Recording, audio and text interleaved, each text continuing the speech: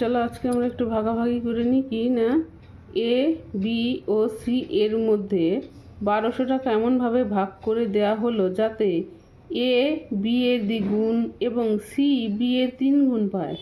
তাহলে এ যদি বি এর দ্বিগুণ পায়, সি যদি বি এর 3 গুণ পায়, তাহলে বি কত পেয়েছিল সেটা তো আমরা জানি না।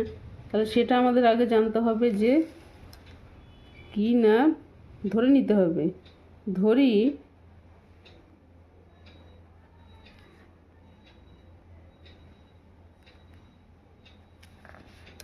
ধরি বি পেয়েছিল ক টাকা,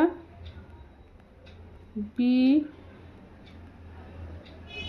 পেয়েছিল 1 টাকা। 1 টাকা পেয়েছে বি।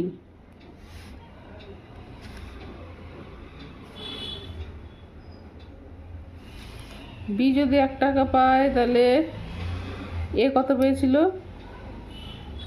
এ পেয়েছিল হচ্ছে বি এর দ্বিগুণ, তাহলে 1 টাকার সাথে 2 গুণ করলে কত হচ্ছে? 2 টাকা। সি কত পেয়েছিল? সি পেয়েছিল বি এর 3 গুণ। বি পেয়েছিল কত? 1 টাকা আর 3 গুণ, তাহলে ক টাকা হলো? 3 টাকা। তাহলে মোট ক টাকা হলো? 3 টাকা পেয়েছে, 2 টাকা পেয়েছে, 1 টাকা পেয়েছে। তাহলে 3 যোগ 2 যোগ 1 সমান সমান হচ্ছে 6 টাকা। হলো 6 টাকা। 6 ভাগ হলো তো। 6 টাকা যদি পেয়ে থাকে তাহলে টোটাল কত ছিল? 1200 টাকা।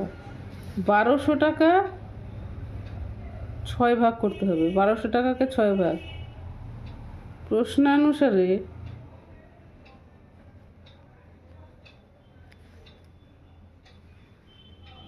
বি পায় হচ্ছে কত? বি এর পাওনা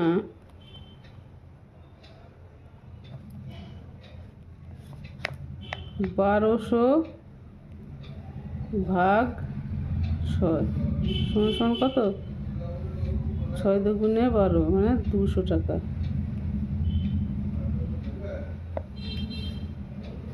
বি পেয়েছে 200 টাকা। তাহলে এ কত পেয়েছিল? বি এর দ্বিগুণ পেয়েছিল। এ যত পেয়েছিল বি সমান সমান কত পেয়েছে? দ্বিগুণ। বি এর দ্বিগুণ, 2 দ্বিগুণ 400 টাকা। তাহলে সি কত পেয়েছিল? বি পেয়েছিল বি এর 3 গুণ 600 টাকা। এটা উত্তর। দেখে না উত্তর মিলল কিনা।